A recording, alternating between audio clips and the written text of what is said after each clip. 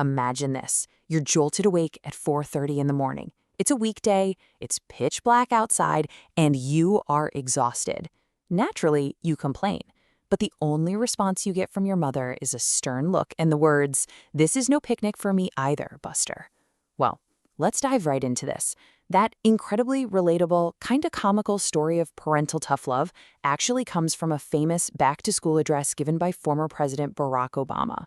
And, it's a fantastic hook because it instantly humanizes the speaker. It takes a high-profile formal address and grounds it in a very universal, very human struggle, just trying to get yourself out of bed and get the day started.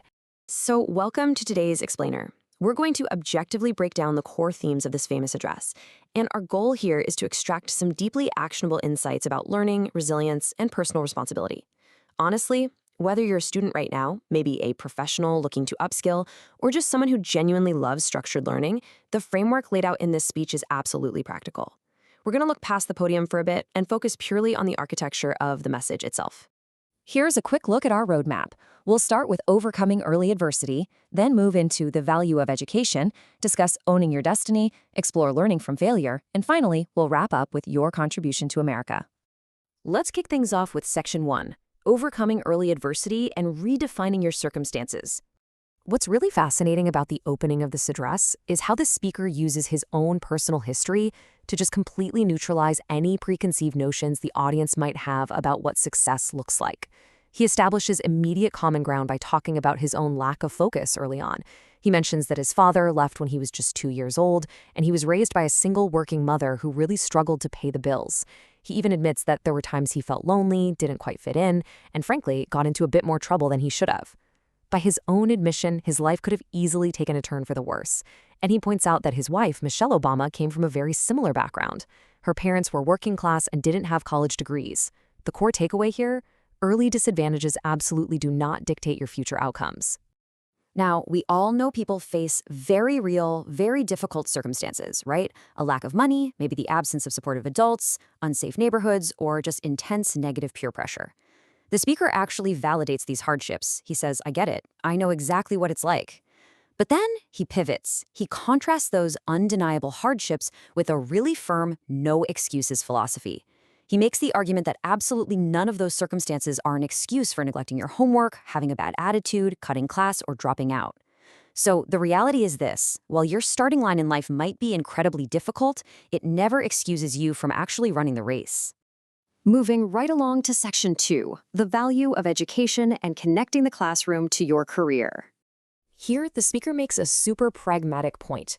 You literally cannot just drop out of school and expect to drop right into a good job. It doesn't work that way. Whether you want to be a doctor, a teacher, an architect, or serve in the military, you have to train for it. You have to put in the work. But he actually takes it a step further than just individual career success. Think about it. You aren't just slogging through science and math to pass a random Tuesday test. You need those specific problem-solving skills if you're going to cure diseases like cancer and AIDS, or develop the next big energy technologies. History and social studies, they aren't just about memorizing ancient dates. They give you the critical thinking skills you need to fight very real issues like poverty, homelessness, and discrimination. And that creativity you're developing across all your classes, that is the exact ingenuity required to build new companies and boost the whole economy. It's a brilliant framing because it turns everyday, mundane schoolwork into this powerful tool for massive real-world problem solving. All right, Section 3, Owning Your Destiny and Taking Actionable Steps.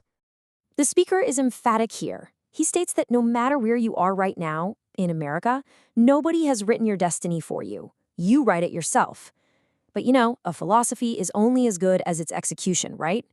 So he breaks it down into highly specific, totally doable goals. Owning your destiny doesn't mean making some grand, sweeping gesture. It actually starts with step 1, just doing your homework and paying attention in class. Simple as that. Step 2, spending a little time each day reading a book. Step 3, getting involved, whether that's volunteering or joining an extracurricular activity. And step 4, which I think is absolutely crucial, is about the community around you. It's about standing up for kids who are being bullied, because literally everyone deserves a safe environment to learn. The ultimate message is, whatever you resolve to do, you have to commit to it and truly put in the work.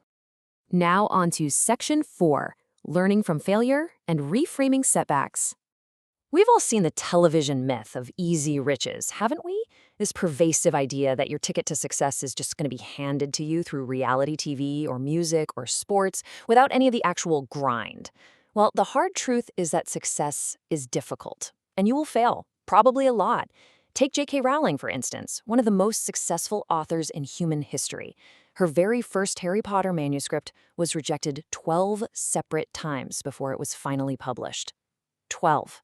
It's the perfect reminder that you aren't necessarily going to succeed at everything the very first time you try it. And then, of course, there's this legendary quote from Michael Jordan. We're talking about a guy who was literally cut from his high school basketball team. He lost hundreds of games and missed thousands of shots in his career. But as he puts it, I have failed over and over and over again in my life, and that's why I succeed. The core idea the speaker is really driving home here is that successful people do not let their failures define them. Instead, they let their failures teach them exactly what to do differently the next time around. So, how do we practically reframe these setbacks in our daily lives? The source material actually gives us a great operational guide. Let's say you get a bad grade. That doesn't mean you're stupid. It simply means you need to spend a bit more time studying. If you get into trouble, it doesn't mean you're inherently a troublemaker. It just means you need to try harder to act right.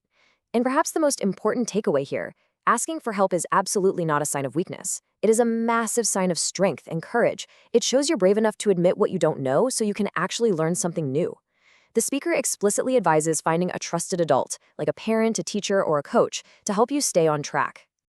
Finally, we reach Section 5, Your Contribution to America and the Macro Historical Context. This is where the explainer really zooms out. We transition from looking at an individual student sitting at a desk to looking at the entire historical fabric of the country. The argument is profound. When you give up on yourself, you are actually giving up on your country. The speaker reminds us that the whole story of America is about people who refused to quit when things got incredibly tough.